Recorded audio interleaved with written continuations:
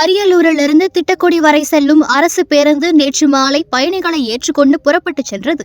அப்போது திடீரென பெய்த கனமழையின் காரணமாக பேருந்தில் மழைநீர் முழுவதுமாக சொட்டியுள்ளது.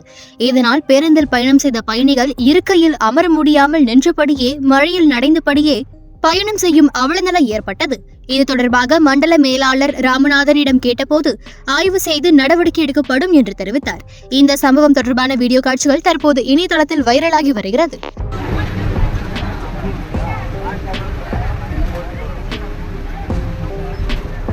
Depende.